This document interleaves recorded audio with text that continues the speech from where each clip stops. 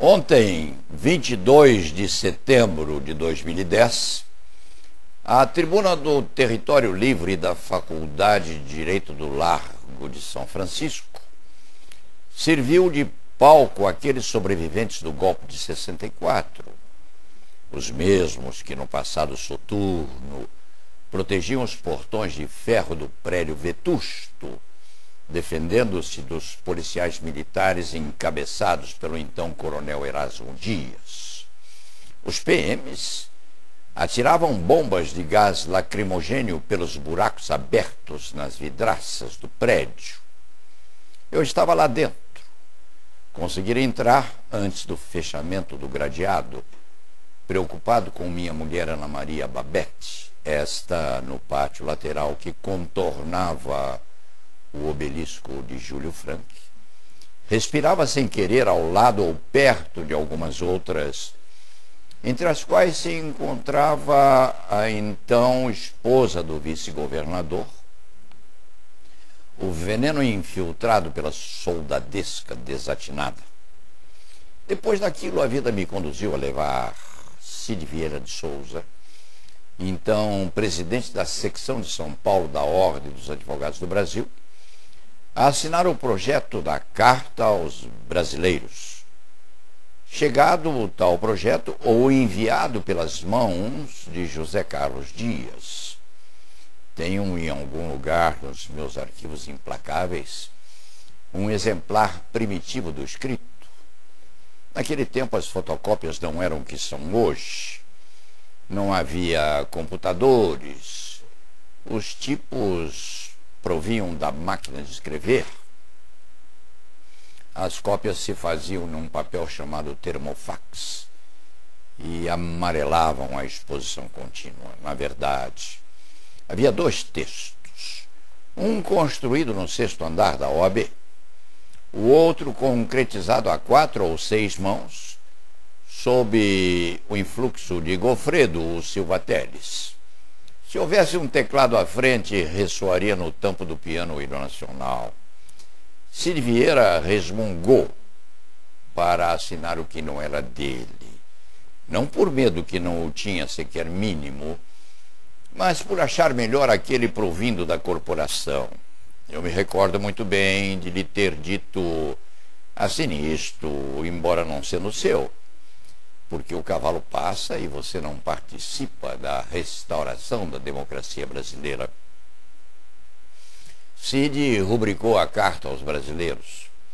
Eu era apenas um soldado, e soldados cumprem a mensagem a Garcia, marcam o papel com o suor das mãos do mensageiro, e só.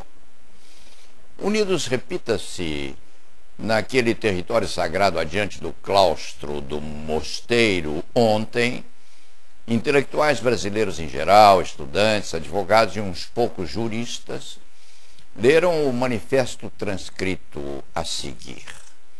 Não me pediram assinatura. Não pude aplaudir aquela declaração de princípios. Esta, no fim das contas, apenas traduzia o medo graçando no subterrâneo da consciência de cada qual, de que o país se transformasse e vem se transformando numa autocracia megalomaníaca advinda de alguém que perdeu a medida do respeito às instituições.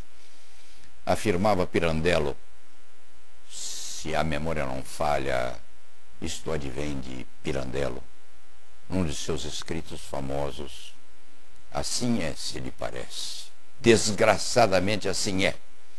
Embora muitos não racionalizem o caminhar vagaroso do presidente da República a um entronizar mandonista, forcejando para impor ao país soluções que a nação não deve e não pode querer, a não ser por sua vontade livre.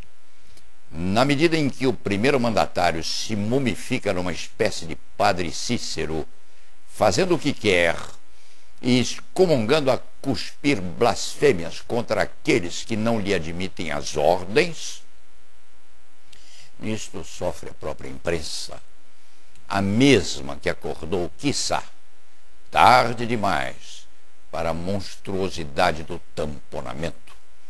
Pagam o jornalista em parte, ou pagam os jornalistas em parte, o preço da negligência na fiscalização. Os velhos sobreviventes, herdeiros daquela época mefítica de 64, esqueceram de mim. Quem sabe por concurso na negligência igualmente. Porque o guerrilheiro serve para disparar lá atrás, no início da jornada, uma espingardinha de rolha a ser acompanhada agora por disparos de canhão. Fiquei triste, sim. Vi entre o povo presente naquela praça a fisionomia de companheiros de batalha e descobri paralelamente um ou outro que, menino ao tempo, já amadurecera naquele tempo o suficiente para se lembrar no futuro do barulho dos cascos da cavalaria sobre o solo daquela mesma praça que circunda o portal da Faculdade de Direito. Embora aborrecido e muito por ter sido esquecido, cumpro minha obrigação e publico a referida declaração de princípios, a exemplo da outra, aquela primeira. Gostaria de assinar ambas também, mas deixei na outra apenas a marca dos meus dedos e não quero que isto se assemelhe àquilo que aconteceu no passado. E ponto final.